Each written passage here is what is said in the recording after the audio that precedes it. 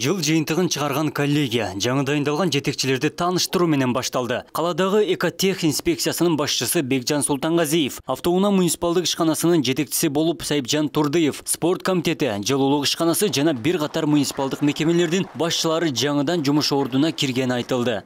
Жаңы дайындалган жетекчилер Бир жыл ичинде шаардын экономикасы жана инфраструктурасын жакшыртуудагы аракет тизмектелди. Пандемиянын кризистик жагдайлары экономикалык активдүүлүктүн кыскарышына кептеген. Кала боюнча 4 миллиард 448,5 миллион сомдук продукция өндүрүлгөн. Айыл чарбасынын өндүрүмдүүлүгүнүн дүң чарылышы 1 миллиард 122,2 миллион сомду түзгөн. Базар экономикасындагы ченем 17,4%га кыскарган. Өткөн жылдагы экономикалык көрсөткүчтөрдү вице-мэр Жылдызбек Турганбаев таныштырды.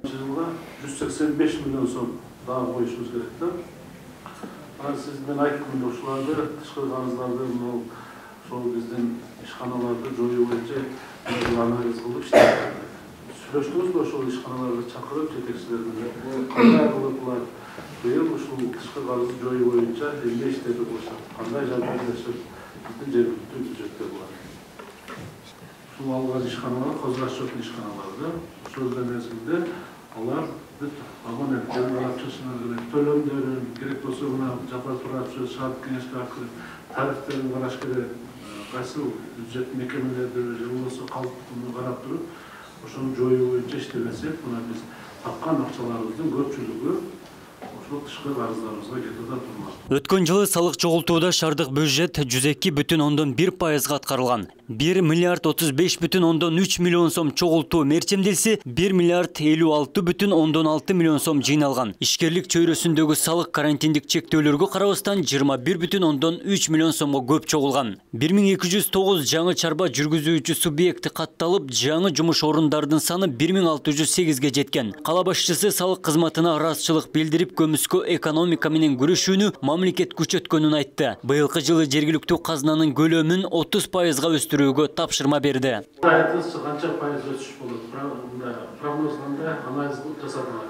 Эми сиз тапшырма бердиңиз, быйылкы жылдын башына 30%ге өсүш бересиңер деп тапшырма койдуңуздар. Буюрса жылдын акырына чейин ушул өсүштү беребиз, аткарабыз. Кудай болсун. Эмне үчүн сурап койгон? 30% деген 1 миллиард 300ге 30% болсо 300 миллиондон ашык бизге киреше керек. Эгер Кудай колдоп иштер жүрүшсө макулбу, ошонун үстүндө иштейт. Чоюнутка да ушундай тапшырма берсек болуп деп туруп, кийин анан жөн эле айтып койдум эле деген, анан ошону кеткен. Макулбу, сиздин ишиңизге ийгилик каалайм, жамаатка биздин атыбыздан айтып, рахмат айтып, быйыл жакшы деп. Өзүбүз дагы жетекчилер туура айтат. Ушул ишкананын бизге шаардагы ушул 30 ишканалардын бир болуп караганын кереги барбы, же шаардык салык кызматына кошуп койгон турабы? Бул проект АБРдики болгон. АБР проект боюнча канча адам иштейсиң ошол жерде? 11 киши. 11 киши. Канча өзүнүн бюджети, канча айлык акы? В год 2 миллион 200 миң.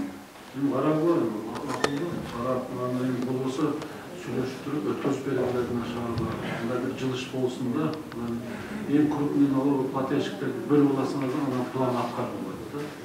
Автоунаа электр жылуулук ишканаларынын жетекчилери ички карыздарды жоюу боюнча түшүндүрмө берди. Кала башчысы ар бир мекеме казынаны карабай өз алдынча изденүү менен иштөө талабын койду. Айрым өз эсеби менен каржыланган ишкана жетекчилерине натыйжалуу иш алып баруу боюнча эскертүүлөр берилди. Биринчи жылы шаарда эмне кылсак өнүгөбүз, карыздарыбызды кантип кутулабыз, ушул боюнча башында айттым. Түз отуруп кеңешели ушул жерде. İştebegender, sunuşlarınlar olsa, şahada çıldırır boyunca, önüktürür boyunca, ben ufkanға dayar mısın? Atayımına oturağız mı? Toyga gelgende olma oturasınlar. Daha ayttan, emin olsa eşik açık. Жергиликтүү бюджет несени төлөп берип атасыз миллиондогон карыздарды. Абагында ошол кредиттерди алып атканда өзүбүз ушу ишканалар актайт өзүн. Ушу автобустарды алсак жыргайбыз, киреше кирет. Өзүн өзү актайт деп ошол проекттер жазып ушул автобустарды алганбыз. Бүгүнкү күндөгү автобустардын акыбалдары 2 жыл, 3 жыл болбой, 5 жыл болбой бузулуп жаткан акыбалдарын Ошо ишканада иштеген жетекчилер таштап кетип калгандарын мына көрүп атпайлыбы бардыгы?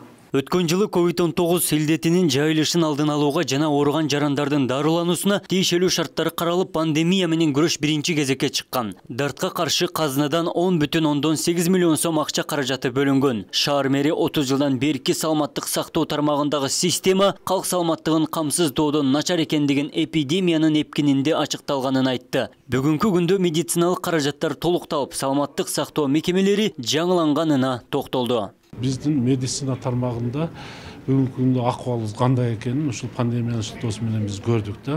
Бүгүнкү күндө мен толук канааттандырбайт да мени. Себеби буну эл дагы көп, жалпыбыз дагы көп болду. Ошон үчүн мамлекет тарабынан биринчиден болуп ушул медицина тармагына бир топ жакшы иштер болду. Ош шаарында мына өзүңүздөр көрүп болгондой 100 орунду жугуштуу оорулар бөлүмү курулду. Мен азыр бүгүнкү күндө толук ушул жакшы дегенден да калысмын, бирок аракеттер көрүлө баштады да. Ал эми мына тез жардам боюнча мына өзүңүздөр билесиздер, бизде статистика боюнча шаарда 330 миң калктын саны болсо, мында фактически жашаганы 600 миңден ашык калк жашайт да, ички миграцияны кошкондо. Ошондо биз бүгүнкү күндө мына тез жардам унаалары дагы бизде жетишсиз болгондо, анан ушул мамлекет тарабынан дагы бир топ мындай машиналар берди. Пандемиянын күчөгөн мезгилдеринде 34 мекеме иш алып барган. 1000ден ашуун дарыгер тартылып, күндүзгү түнкү стационарлардан 29 миң бейтап дарыланып чыккан. Калк саламаттыгын коргоодо комплекстүү иш алып барганы үчүн шаардык клиника жана санэпид борбору мыкты мекеме номинациясы жана 20 миң сом менен сыйланды. Күндүзгү түнкү стационарлардан 6 ачылды. Мына ошол күндүзгү түнкү стационарлардан 25 миңге жакын кабыл алуулар болуп, элдердин ден соолугуна чыңдап күрөшүп жатышты дарыгерлерибиз. Эми андан сырткары дагы биздеги эми башталгандан баштап мына ошол обсервация маселелери, сырттан келгендерди тосуп алуу маселелери, ушул бардык иштер чогуу иш алып барылып атты. Бүт саламаттык сактоо мекемелери өздөрүнүн функционалдык милдеттеринен ашыкча дагы коюлган тапшырмаларды, жергиликтүү бийликтин тапшырмаларын, саламаттык сактоо министрлигинин буйруктарын, республикалык штабтын тапшырмаларын аткарып, түнү күнү иш алып барып атышты. Бардыгы ушул жумушту күнү түнү 3кө чейин, 4кө чейин отуруп эпидрасследованияларды жүргүзүп жаттык. Вирусологиялык лабораториябыз болсо азырга чейин, ошол күндөн бери эле азырга чейин күнү түнү иштешет. Коллектив аздыгына карабай ушул Гиппократтын антын берген үчүн бардыгыбыз ушул жапырт туруп иштеп бердик. Налоговый службага бюджетке 500 миңден айына акча чыгырып атабыз. Андан сырткары өзүбүздүн көптөн бери 3-4 жылдан бери бюджеттен ремонт жасай албай жаткан азыркы өкмөттүн абалын деле билип турасыздар. Ошол кыла албай жаткан иштер, ой максаттарыбыз бар. Шаардын өнүгүүсүндө алгылыктуу иш аракети үчүн кала мэри Талайбек Сарбашев кыргыз өкмөтүнүн ардак грамотасы жана ардак белги төш белгиси менен сыйланды. Сыйлыкты шаардык кеңештин төрагасы Жапар Ормонов тапшырды. Грамота өкмөттөн бааланганыбыз бул жалпы сиздердин сыйлыгыңыздар деп ойлойм. Сиздердин эмгегиңиздер деп ойлойм. Бардыгыңыздар ушундай мамлекеттик, Кудай буюрса, сыйлыктарга татыктуу жетекчисиздер, адамсыздар. Ошон үчүн бардыгыңыздар ушундай жакшы сыйлыктарга жетиңиздер деп ойлойм. Эң негизгиси дагы бир жолу ушул мамлекетибизде тынччылык болсун, мамлекетибиз өнүгүп өссүн. Ушундай оор күндөр мен ойлойм аркада калды. Мындан ары только мамлекетибизде өсүп өнүгүп гана болсун туугандар. Коллегиялык жыйын 2,5 саатка узарды. Көмүскө экономика, дебитордук карыздар боюнча жылуулук камсыздоо жана жылуулук электр борборуна катуу талаптар коюлду. Абдумалик Базарбаев, Элемон Акбаев, Ош ТВ. Эми түшүнсөңөр, мына теплоком энергия барып үзүп кое албайт экен суну. Сиздер эч нерсе карабай үзүп атасыздар, бирок дагы ушунчалык карыздын өсүп атканы сиздердин жалпы ушул мекеменин кайда келип деп эсептесе болот. Алар экен сиздер жардам сурайбыз. Такыр ушул структураны керек болсо сунуш бериш керек экен. Эч мындай алда карап өсүүгө аракет жасабай эле мындай кыймылсыз токтоп калгандай сезилип атат да. Рахмат. Түшүнөсүз да? Мен байлыктан чоң болсом сиздер жан экенсиз. Орунда ошо мекемеде иштепсиңер. Туура түшүнөм мына жерде. Барып ошону жоюу боюнча иш алып барып калган. Буда сатылган товар да сурайт да бизден. Сурайт, министрлерден сурайт, жаңы министрлер бардыгынан сурайт. Ошон үчүн Mınау шардарга өмүр боюнча карыз болбошу. Сайынжан Эркебаев, келиңизчи, дагы жаңы жетекчи болгоңар.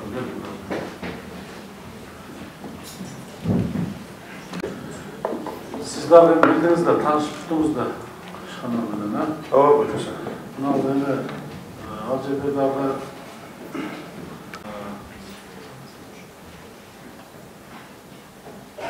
60.685.600 сомду түзүп турган тапкан акчам бар, а? Эми расходум бар.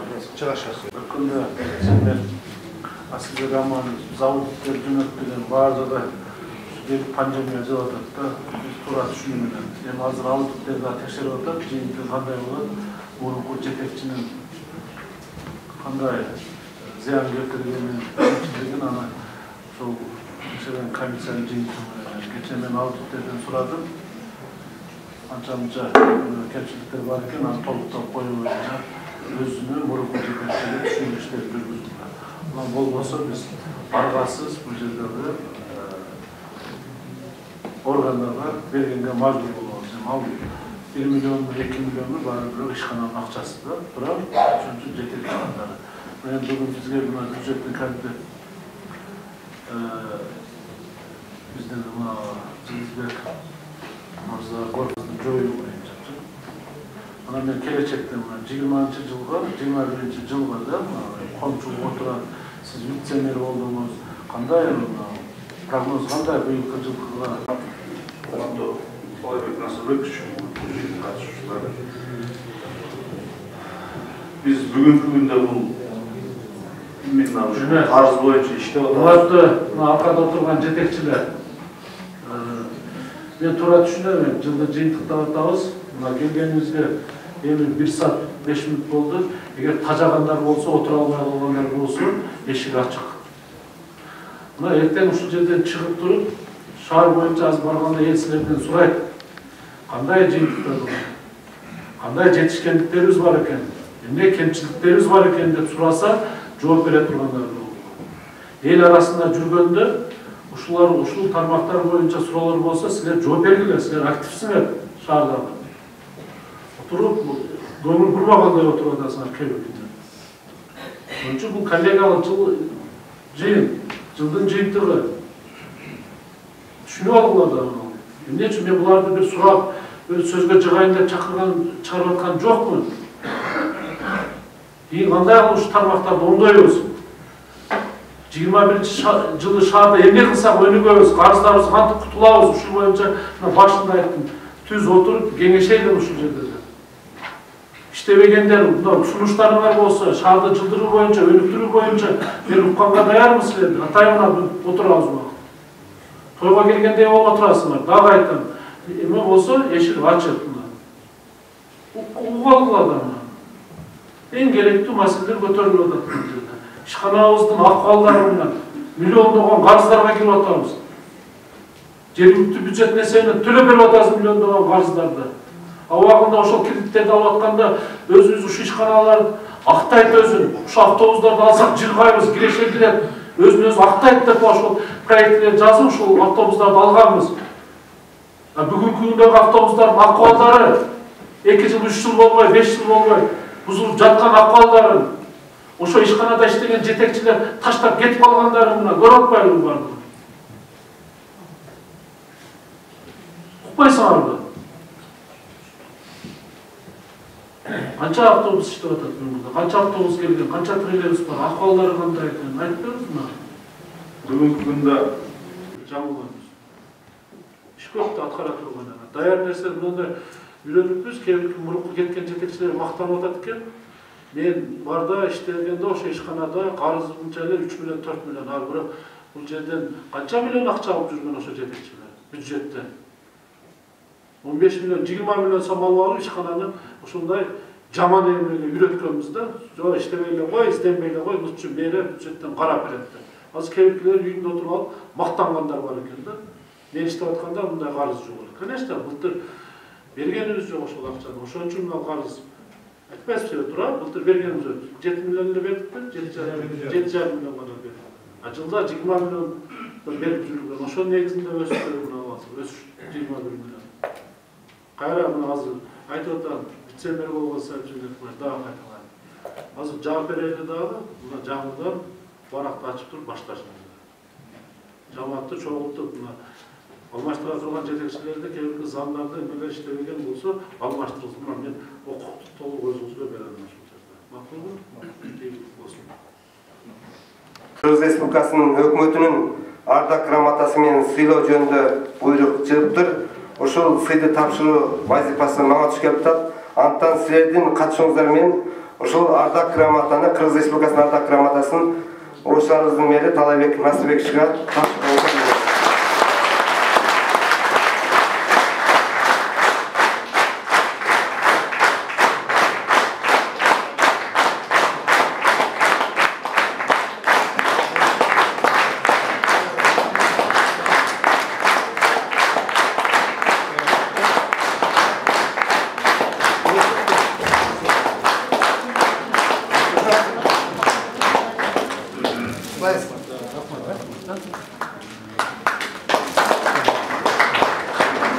атынан алган сыйлыгыңыз менен чын дилден куттуктайбыз.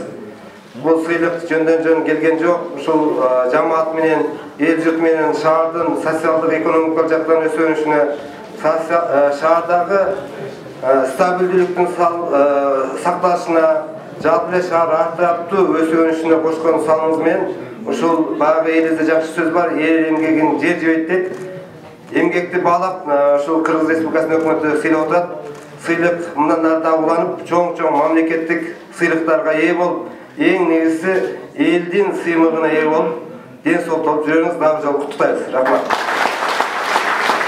Грамота өкмөттөн бааланганыбыз бул жалпы сиздердин сыйлыгыңыздар деп ойлойм.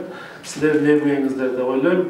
Бардыгыңыздар ушундай мамлекеттик, Кудай буюрса, сыйлыктарга татыктуу жетекчисиздер, адамсыздар. Ошон үчүн бардыгыңыздар ушундай жакшы сыйлыктарга жетиңиздер деп ойлойм. Эң негизгиси дагы бир жолу ушул мамлекетибизде тынччылык болсун, мамлекетибиз өнүгүп өссүн. Ушундай оор күндөр мен ойлойм аркада калды. Мындан ары только мамлекетибизде өсүп өнүгүп гана болсун туугандар. Мына бүгүнкү күндө дагы көрүп атабыз эми. Аябай мындай саясий кырдаал десек болот. Күндөн күнгө турукташпай, наоборот ушул каршы чыккандар дагы эле көбөйүп атат. Эми баягы мен дайым айтып жүрөм. Кой деген сөз өзү жакшы сөз да. Ошондой бузукуларга жол бербестен, мына жаңы шайланган президентибизди колдоп, мына эл бардыгыбыз күбө болдук. Эл мына 80% эл колдоп берди. Таза колдоп беришти. Эми ушу бардыгыбыз жеке амбицияны таштап, бул президент Аллахтан, Кудайдан деп турат. Ар бир кызмат Аллахтан, Кудайдан. Ошон үчүн бардыгыбыз жер-жерлерде өзүбүздүн милдеттерибизди так аткарып, ушул мамлекеттин өнүгүп өсүшүнө салымыбызды кошойлу. Анан жаман нерселерге кошулбай, бузукуларды койду, ошолордун баардыгын аркада калтырайлы турган. Ошон үчүн дайыма мамлекеттик тынччылык болсун. Бардыгын ардын 21-жылы ушу Кудайым колдоп жакшы ийгиликтерге жетишин тилектешмин. Анда эмесе токтом кабыл алынды, отурбай эле бүгүнкү жыйынды мен жабык деп жарыялайм. Чоң рахмат.